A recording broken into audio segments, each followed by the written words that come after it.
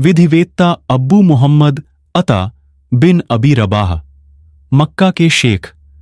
अता बिन अबी रबाह का जन्म 27 एच को तैज शहर के एक उपनगर में हुआ था, खलीफा उस्मान बिन अफ़्फ़ान के शासनकाल के दौरान।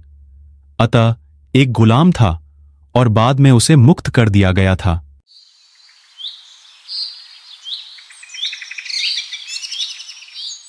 वह धर्म और इस्लाम के सभी प्रावधानों का एक महान विद्वान था।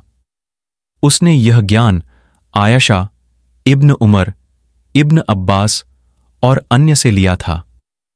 उनके कई शिष्य थे, जैसे अब्बू हनीफा, कतादा और अन्य।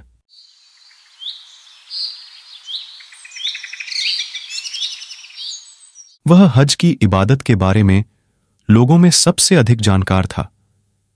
जब अब्दुल्लाह बिन उमर मक्का आए तो लोग उनके पास अपने धर्म के कुछ मामलों पर फतवा मांगने आए।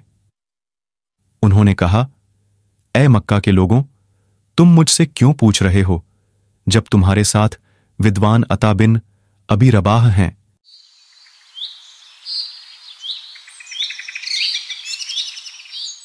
कुछ खलीफाओं के साथ उनकी कहानियां हैं। एक बार वह काबा के सामने प्रार्थना कर रहे थे। खलीफा अल वालिद बिन अब्दुल मलिक खड़े होकर उनसे धार्मिक मामले के बारे में पूछने का इंतजार कर रहे थे। वह खलीफा थे जिन्होंने दुनिया पर राज किया। जब उन्होंने अपनी प्रार्थना पूरी की, अल वालिद ने उनसे पूछा। उसने बिना देखे ही जवाब दिया। अल वालिद के बेटे अपने पिता के बगल में थे। फिर विद्वान अता अपनी प्रार्थना के लिए उठे और उन्हें छोड़कर चले गए। खलीफा के बेटों ने कहा, मेरे पिता, हमें इस नौकर से क्या चाहिए? खलीफा ने उनसे कहा, विज्ञान सीखो, यह लोगों के ग्रेड बढ़ने का कारण है।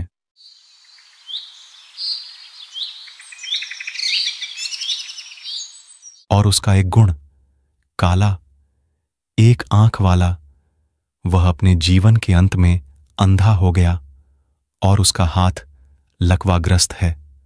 अब्दुल्ला बिन अल जुबैर के साथ लड़ाई में यह कट गया था।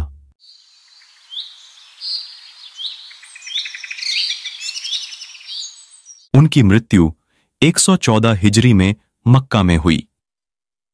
ईश्वर उन पर दया करें और उन्हें जन्नत में सर्वोच्च स्थान पर निवास प्रदान करें।